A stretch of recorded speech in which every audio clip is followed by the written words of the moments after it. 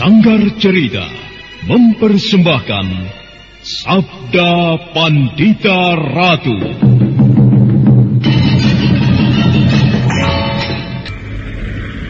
Cepat padamkan api itu. Ayo, siram dengan air, ayo. Kau masih hidup, Le. Kau masih belum mati, Perdawati. Kau masih hidup, Le. Ayo, kosongkan tempat ini. Jangan ada yang berada di dalam pendopo. Ayo, semuanya keluar, keluar. Berikan kesempatan kepada anak Mas Mariamon. Ayo, keluar, keluar. Kita keluar semuanya, keluar, keluar, keluar.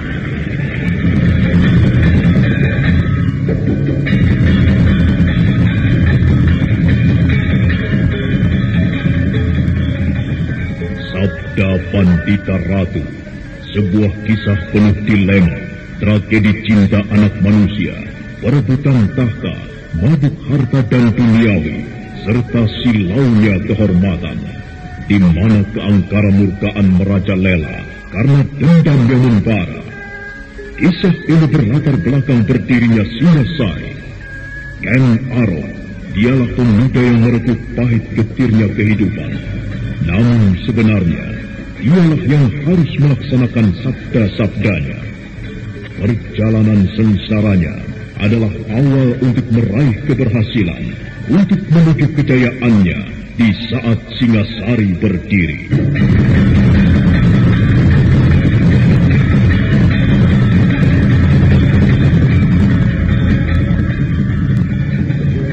Kamu memperhatikan uji pemilik kapal itu? Iya, orang itu bernama Barat Maut. Mengapa? Dari mana kamu bisa mengetahui namanya? Di antara anak buahnya ada yang menyebut nama itu. Mengapa dengan orang itu, Badrawati? Wajahnya seram, Paman. Matanya hilang sebelah.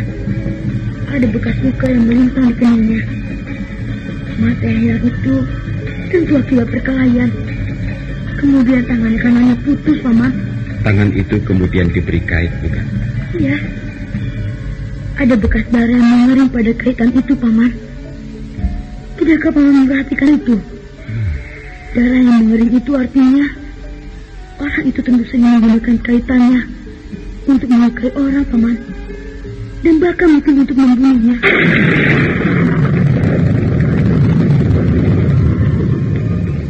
Sabda Pandita Ratu.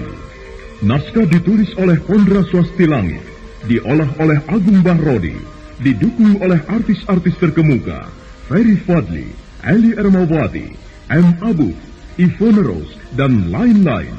Teknik dan montase Ibing Arifin, dengan sutradara Dian Pertiwi.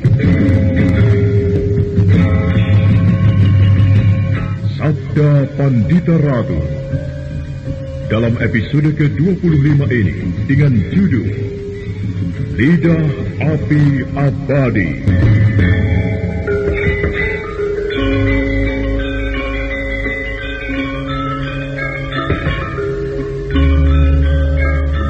Dalam seri ke-729 ini dengan para pemain Yati Indra sebagai Bapatan, Naryo sebagai Kidemang, Herman sebagai Kiai Pangon, Ashari sebagai Panji Satrang, Aris sebagai Pamegatsi, Norman sebagai Badrawati, Wenda Lubis sebagai Lare Angon, Ivone Rose sebagai Pinaka Swasti Ratu, Haris Tiono sebagai Damar Taun, Wit Hendra sebagai Prabangkara, dan Asli Suhastra, pengantar cerita.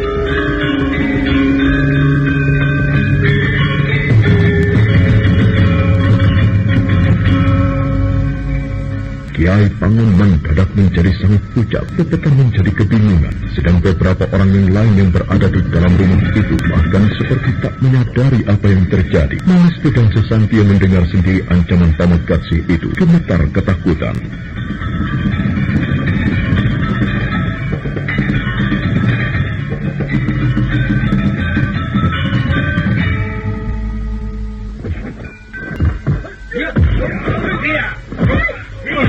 Orang itu lepas. Bagaimana ini? Orang itu tidak tahu apa-apa. Kau telah menyebabkan ia lepas. Kau telah melepaskannya. Aku tidak tahu ia akan terlepas. Aku justru akan membunuhnya. Bagaimana, Kiai? Ini keadaan yang lebih gawat, Ki Demang. Tukang menodai orang itu lepas. Ia masih mampu berkeliaran dan melanjutkan petualangannya. Bahkan, ia mengancam 2 orang anakku. Jadi bagaimana? Aku tidak tahu. Aku juga bingung. Ayah, bagaimana? Aku takut, Ayah. Duh Gusti, paringamu ngapura. Bagaimana ini, aduh?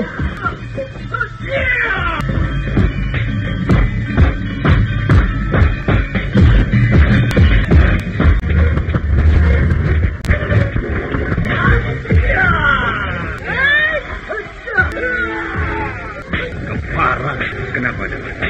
Kalian berdua memang mengecut.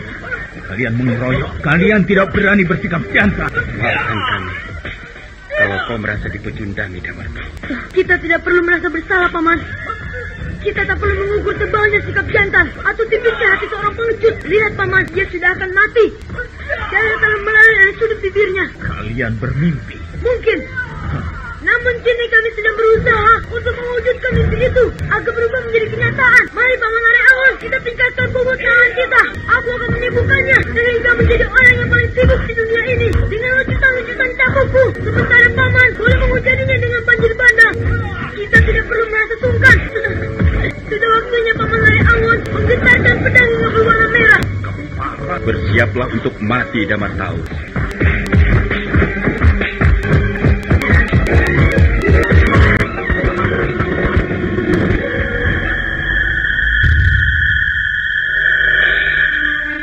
Damartau hanya bisa mengumpat. Ujung pedang di tangannya telah membara. Segala yang tersentuh pedang itu tentu akan terkelupas kulitnya. Namun Damartau harus melihat pedang di tangan Arek Angon juga telah membara terbakar. Bahkan warnanya bergerak kebiru-biruan. Sentuhan pedang Arek Angon itu tentu akan menyulitkannya. Sementara yang membuat Damartau merasa sebal adalah ujung cambuk Badrawati yang selalu menggeliat dan membuat sentuhan-sentuhan kecil di permukaan kulitnya yang sakitnya sampai menulang. Badrawati dan Arek Angon belum tahu seseorang sedang memperhatikan pertempuran yang sedang terjadi.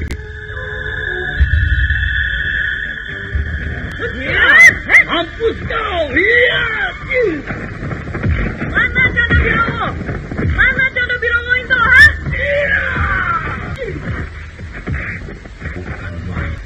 Benar-benar bukan main. Siapa yang mengira apa yang aku lakukan di Katimangan Puring ini mengundang perhatian banyak orang yang mempunyai kemampuan tinggi. Bocah itu ternyata bernama Badrawati dan pamannya itu bernama Arek Angon. Mereka memiliki raja seperti yang aku miliki, Badrawati. Jelas sudah aku ketahui ketinggian ilmunya, meski ia masih bocah. Namun benar-benar telah membuatku kelabakan. Terutama cambuknya itu. Kiri rasanya jika aku harus berhadapan dengan bocah itu. Sentuhan dan geliat cambuk itu mampu menyakiti tulangku. Nampaknya pamannya yang bernama Arek Angon itu memiliki kemampuan tak lebih rendah. Aku tentu akan mengalami kesulitan jika menempatkan diri untuk mengambil salah seorang dari mereka untuk menjadi lawan. Lebih baik aku justru membantu rekan Panji Saprang mengeroyok musuhnya yang hanya seorang perempuan saja. Dengan demikian, keadaan menjadi adil. Bocah dan pamannya mengeroyok sahabat kakakku. Aku akan mengimbangi dengan membantu kakak Panji Saprang untuk mengeroyok perempuan itu. Lebih menyenangkan, apalagi dia hanya seorang perempuan.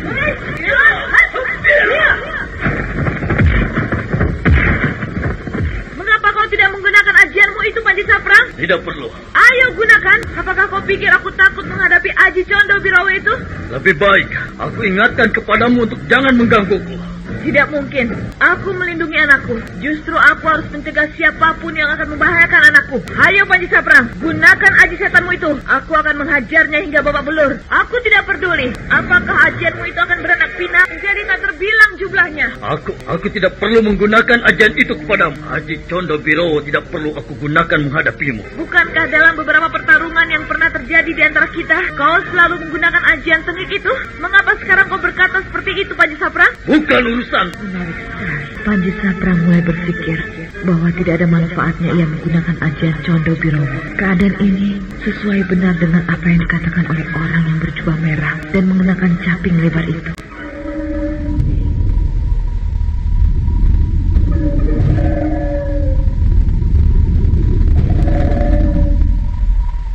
Pertarungan itu seperti disepakati berhenti sejenak. Wajrawati dan Nare Angon rupanya tertarik pada percakapan yang terjadi antara Pinaka dengan Panji Sabrang. Damar tahu memanfaatkan keadaan itu untuk beristirahat, sementara Pamegatsi memperhatikan apa yang terjadi dari kegelapan malam. Dan dalam pada itu, sesuatu memang menggantunggi hati Pinaka. Ia teringat dengan perjumpaannya yang aneh dengan seorang lelaki bercaping, orang yang tiba-tiba telah berdiri di hadapannya pada saat dia terbangun dari tidur.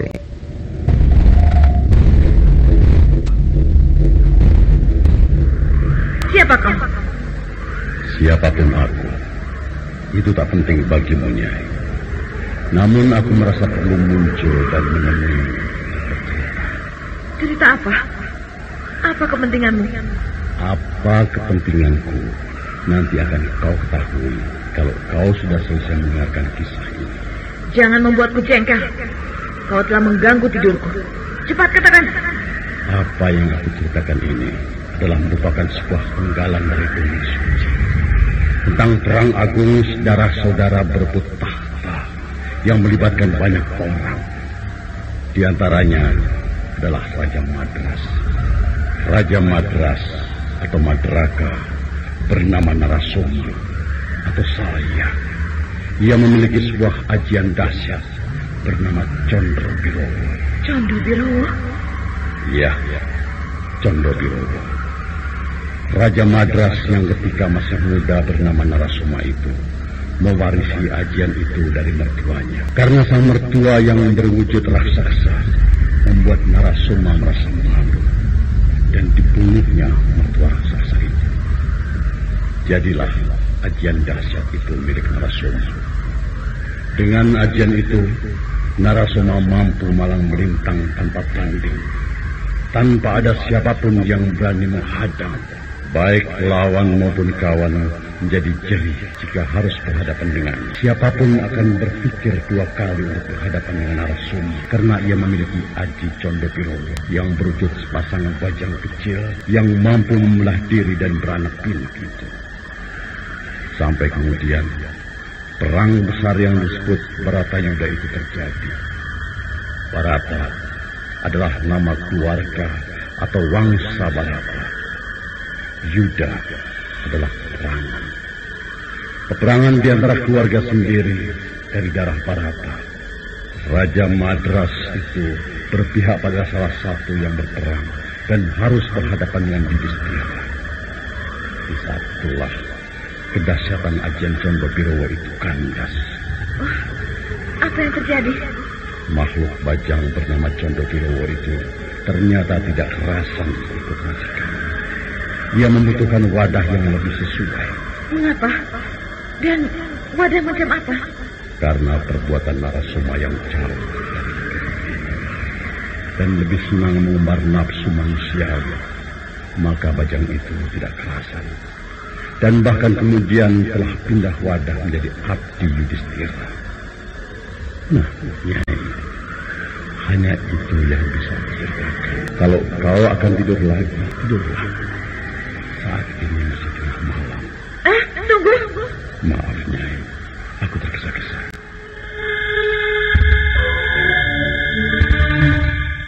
Aku yakin apa yang diceritakan oleh orang berjubah dan bercaping itu adalah agar aku menirunya. Perbuatan dan perilaku Panji Sabrang berpijak pada kejahatan. Itu sesuai dengan yang dicontohkan.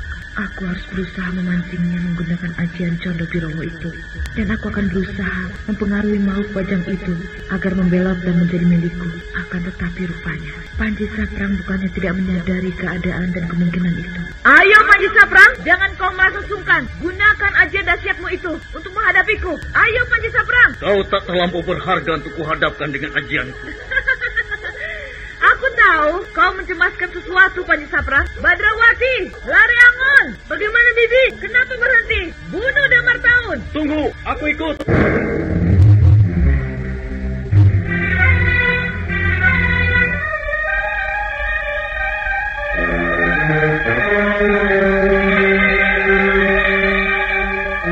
Dari kegelapan malam muncullah Pamekatsih yang berambut putih. Lare Angon terkejut. Badrawati serasa akan bengkah dadanya. Dari cahaya obor yang temaram, nampak Pamekatsih tersenyum melecehkan. Pinaka Swastirati yang mengetahui siapa Pamekatsih dan bagaimana sepak terjangnya memandang dengan sirik. Panji Saprang tersenyum melihat kemunculan adiknya itu.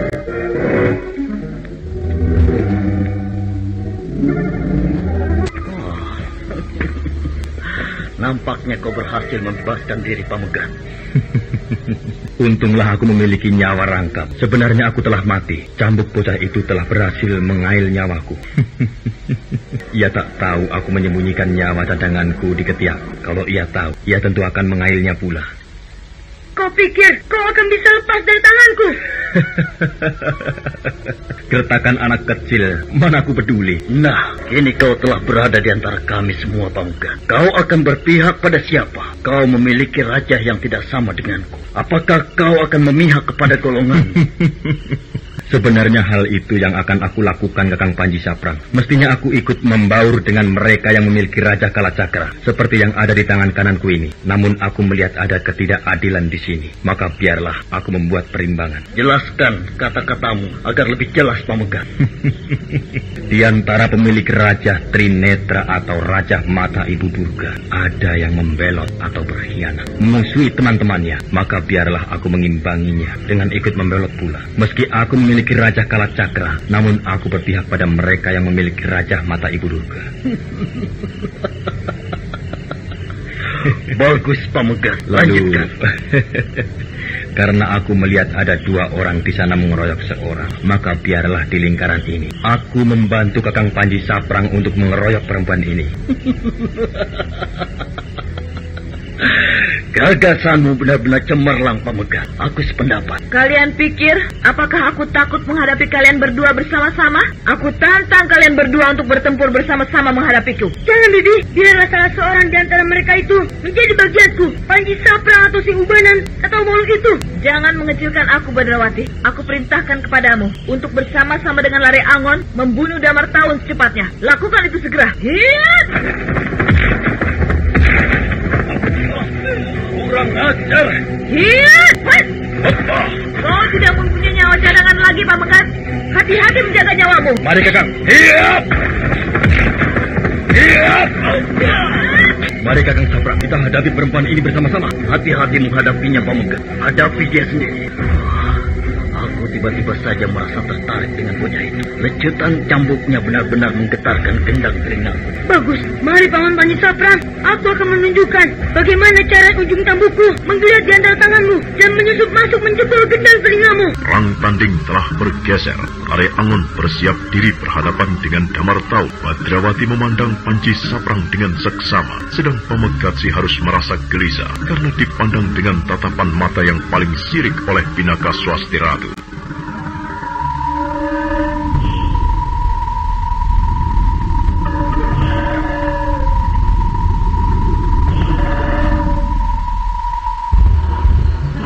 Siapa namamu, Le? Namaku bukan Panji Saprang. Aku ulangi, siapa namamu? Kau seperti kehilangan bahan pembicaraan, Paman Panji Saprang. Kau sudah mengetahui siapa aku, namun kau masih juga menanyakannya. Kalau ingin memperbincangkan sesuatu, berbicaralah hal lain. Jangan berbicara tidak bermutu. Mungkin kau ingin menyempatkan diri berdoa. Berdoalah. Ya, menengadalah ke langit. Pandangi sepuasnya langit yang maha lebar luas tak berapi itu. Kemudian menunduklah merenungi bumi. Karena kau tak akan berpijak lagi padanya. Maksud Paman, ini kesempatan terakhirku. Iya. Terima kasih. Paman benar-benar baik karena Paman masih berkenan untuk mengingatkan aku. Tetapi apa? Sebelum aku mati, bolehkah aku mengajukan permohonan? Boleh. Apa yang akan kau minta? Kalau bisa, apakah Paman mengizinkannya? Katakan saja. Aku akan berbaik hati memberikan kalau aku memilikinya. Permintaanku adalah, aku akan menyerang Paman dengan cambukku ini. Namun janganlah Paman menghindar. Berilah kesempatan ujung cambukku menjenguk isi telinga Paman. Maaf Paman, maksudku telinga Paman sangat kotor. Ada cairan kuning yang berbau di sana. Aku jamin ujung cambukku sanggup mengoreknya, membersihkannya, sekaligus menjebol dan mengobrak-abrik otak Paman. Mengapa Paman malah tertawa? Kau benar-benar bocah menyenangkan. Oh ya? Kau masih bocah, tetapi pintar berbicara. Dan ada kalanya kata-katamu nyelekit, baru ucapan saja kau telah membuat gatal telingaku. Untuk itu, aku ingin memberikan hadiah untukmu. Hadiah apa, Paman? Terimalah ini, kepalan tanganku. Akan kusambut dengan cambukku.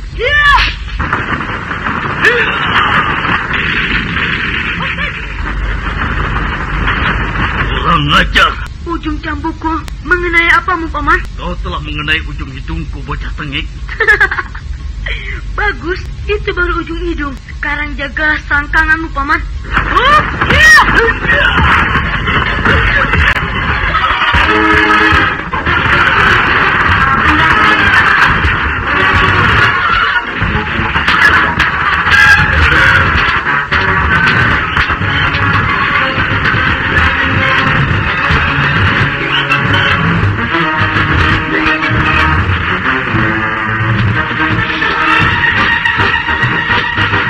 Dengan cepat perkelahian Badrawati melawan Panji Saprang telah merambah ke tataran yang semakin tinggi dan meningkat. Panji Saprang yang memiliki tembong besar di wajahnya itu bertarung bagaikan banteng yang tangguh.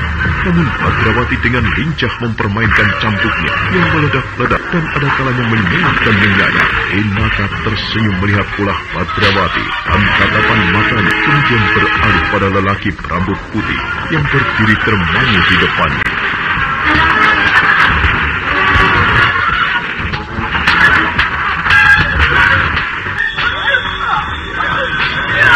Bagaimana dengan kita berdua di sana, Pamukasi? Kita? Ya, tentu saja kita tidak hanya akan menjadi penonton saja, bukan? Bersiaplah. Aku tidak segera bermaksud mengalahkanmu. Namun aku merasa berkepentingan untuk membunuhmu. Kau akan membunuhku. Kau lupa aku memiliki Raja Kalacakra. Bersetan dengan Raja Kalacakra yang kau miliki. Anakku tidak membutuhkan perlindungan orang semacam kau. Keberadaanmu justru hanya membuat kotor saja.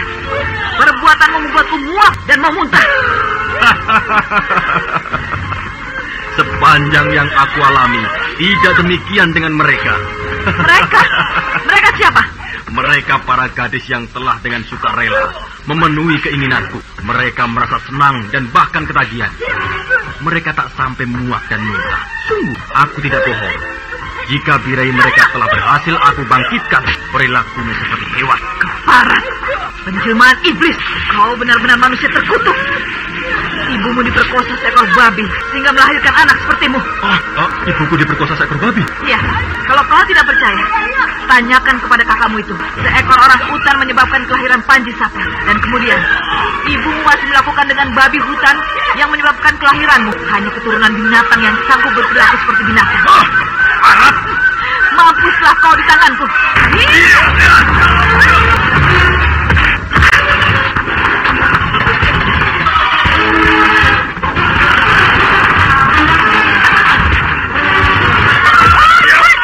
Tidak akan kuberi ampun kau manusia terkutuk.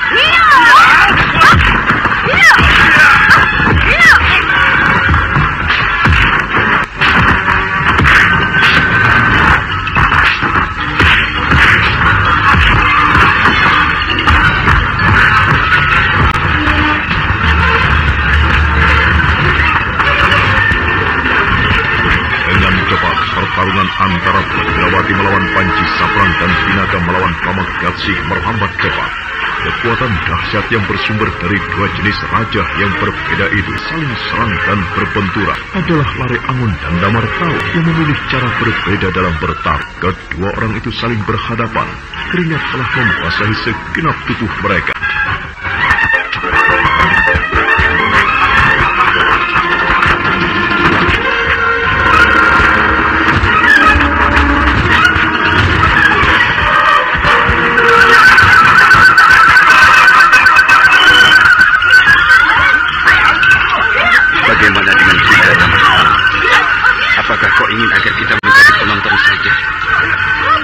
Mungkin kau masih memerlukan beristirahat untuk memulihkan tenaga. Aku melihat darah masih meleleh di sudut hidung. Aku sarankan agar kau membasuhnya dulu, Damar Tau. Parah. Nampaknya ada bekas bilut memanjang di hidung. Cambuk Badrawati itu tentu yang menyebabkannya. Tentu sakitnya tidak ketulungan, Damar Tau. Jangan hanya mengotek. Iya, kau benar. sebaiknya aku memang tidak perlu banyak berbicara. Nah, marilah kita berkelahi. Namun perkelahian ini tidak perlu harus seperti dengan cara mereka. Aku sedang malas bergerak. Apa maksudmu? Aku ingin langsung mengadu tenaga menghadapimu. Nah, mari kita lakukan.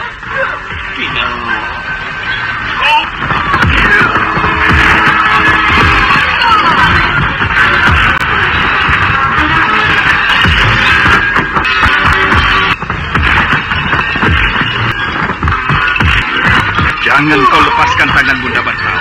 Sia-sia aku menghendaki pertarungan macam ini. Baik.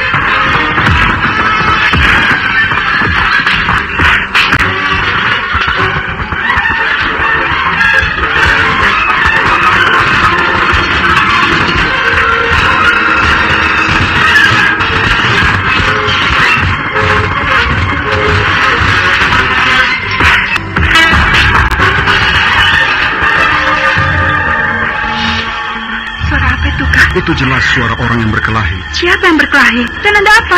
Kau ini, jangan menanyakan sesuatu yang aku tidak tahu jawabannya. Barangkali kau bisa menerka, Kang. Dengarlah, bukankah kau dengar lamat-lamat suaranya dari arah yang barat itu? Bukan? Iya, benar. Itu dari rumah Kiai Pangun, Kang. Bukankah orang yang berambut putih tadi dibawa ke sana? Lalu bagaimana menurutmu?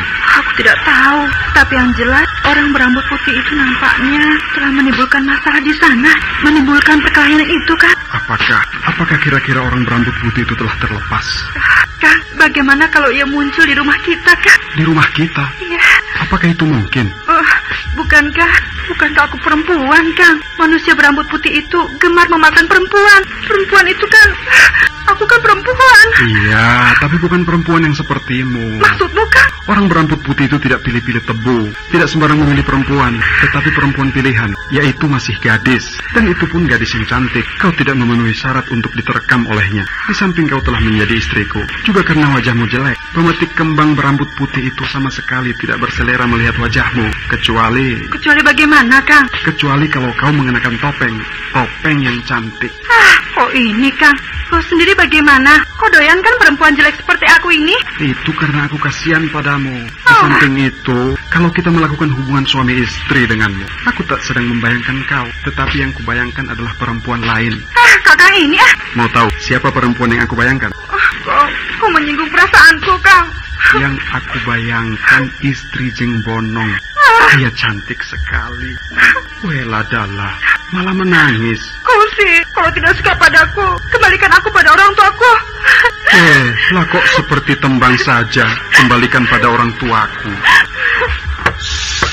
Diamlah, jangan menangis. Lihat itu, siapa yang datang? Kang, buka pintunya, Kang. Iya, sebentar.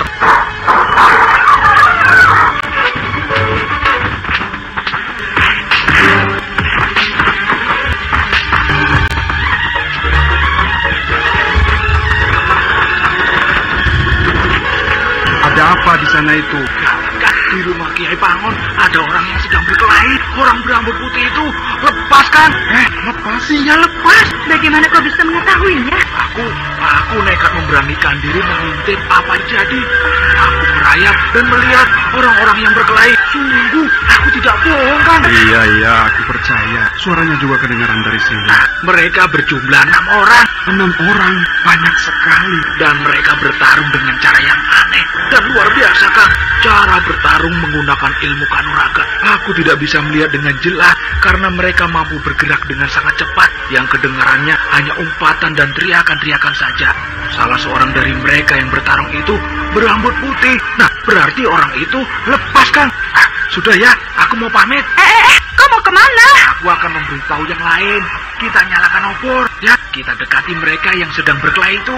Baik, aku setuju. Aku juga akan membawa obor dan pedang. Kang? Sudah, kau di rumah saja. Belum. Bukankah kau tadi menangis? Lanjutkan kembali tangismu. Kang, aku takut. Pertempuran yang terjadi itu sebenarnya telah diketahui oleh segenap para penduduk. Setelah mereka diguncang oleh kecemasan akibat ulah Pamegatsi, sang pemetik kembang, kini mereka dikejutkan kembali oleh suara orang-orang yang berkelahi. Beberapa pemuda mengambil gagasan menyalakan obor dan mendekati pertarungan yang terjadi. Sementara pertarungan 3 pasang pemilik Raja Kalacakra dan Trinetra itu terus berlangsung dan meningkat tajam. Nah, bagaimana akhir dari pertarungan itu? mampukah Badrawati, Lare Angon, dan Pinaka mengatasi lawan-lawannya? Saudara pendengar, untuk mengetahui jawabannya, ikutilah kelanjutan kisah ini dalam seri berikutnya. Sampai jumpa.